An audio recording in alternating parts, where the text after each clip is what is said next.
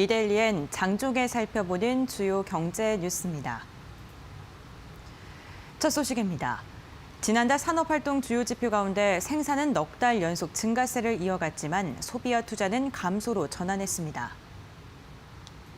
통계청은 1월 산업활동 동향 자료에서 지난달 모든 산업 생산은 전달보다 0.1% 증가했지만 소비는 3.1%, 설비 투자는 6.6%씩 감소했다고 밝혔습니다. 코로나19로 숙박업 등 서비스업과 면세점 등이 위축돼 소비 감소에 일부 영향을 미쳤다며 코로나19의 본격적인 영향은 2월 집계부터 나타날 것이라고 설명했습니다. 현재 경기를 나타내는 경기 동행지수 순환 변동치는 전달보다 0.3포인트 올라서 2개월째 상승세를 유지했습니다. 앞으로의 경기를 예측하는 지수인 선행지수 순환 변동치도 전달보다 0.1포인트 상승해 5개월째 오름세를 이어갔습니다. 일본 수출 규제에 이어 코로나19까지 잇따른 악재 고사 위기에 놓인 저비용 항공사 6곳이 정부에 긴급 지원을 건의했습니다. 에어부산과 에어서울, 이스타항공, 제주항공과 진에어, TA항공 등 저비용 항공사 6곳 사장단은 공동 건의문을 통해 항공업계의 어려움을 이겨내기 위해서는 정부 차원의 지원이 필요하다고 밝혔습니다. 사장단은 정부에 유동성 개선을 위해 무담보, 장기 처리 등 조건을 대폭 완화한 긴급 경영 안전자금을 지원해달라고 요청했습니다. 또 앞서 공항 사용료 감면 조치를 시행하고 추가로 항공기 재산세와 항공유 수입 관세 등을 감면해달라고 요청했습니다. 이와 함께 운항 노선 축소로 휴직 인원이 발생하는 상황을 고려해 근로자의 휴업수당에 지원되는 고용유지지원금 비율을 한시적으로라도 높여달라고 건의했습니다. LG전자가 음식 배달의 배달의 민족으로 운영하는 우아한 형제들과 로봇 사업을 위해 손을 잡았습니다. LG전자와 우아한 형제들은 어제 배달 서빙 로봇 관련 사업 협력을 위해 업무 협약을 맺었다고 밝혔습니다. 양사는 서빙 로봇을 포함해 안내 로봇, 테이블 로봇 등 레스토랑의 운영과 관리를 돕는 로봇 통합 솔루션을 개발해 선보일 계획입니다. 또한 LG전자 인공지능, 실내 자율주행 등의 로봇 개발 능력과 우아한 형제들의 서비스 플랫폼 운영 노하우를 바탕으로 배송 로봇 등 각종 로봇을 공동으로 개발할 예정입니다.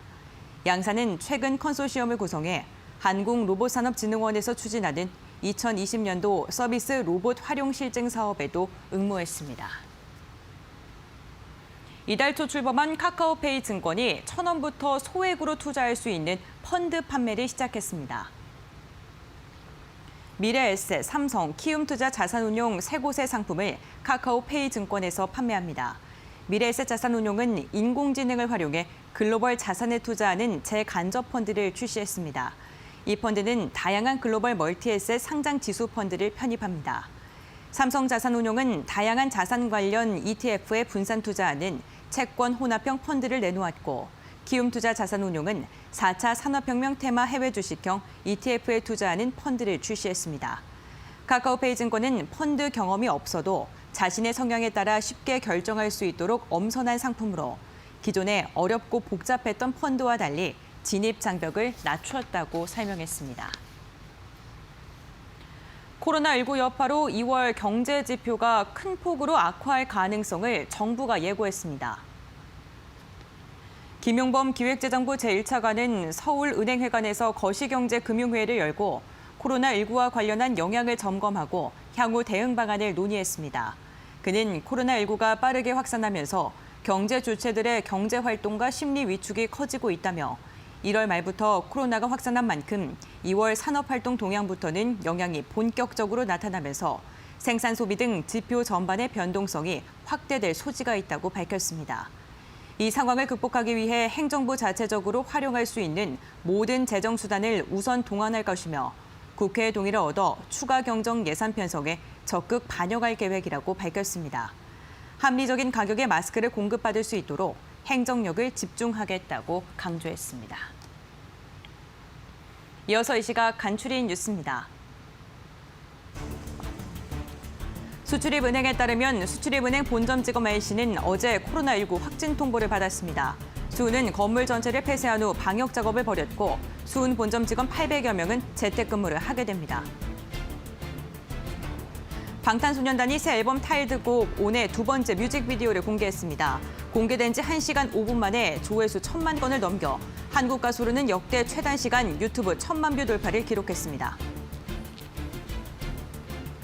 현대미포조선은 최근 한 아시아 선사와 5만 톤급 화학제품 운반선 한 척 건조 계약을 했다고 밝혔습니다. 계약 규모는 453억 원으로 옵션 한 척에 포함돼 향후 추가 수주가 기대됩니다. 코로나19 확산으로 마스크 수요가 급증하면서 패션 업체도 마스크 생산에 나섰습니다. 가스엘바작은 지난달 출시했던 필터 교체형 마스크 판매가 크게 늘어 한 달 만에 재생산에 들어갔다고 밝혔습니다.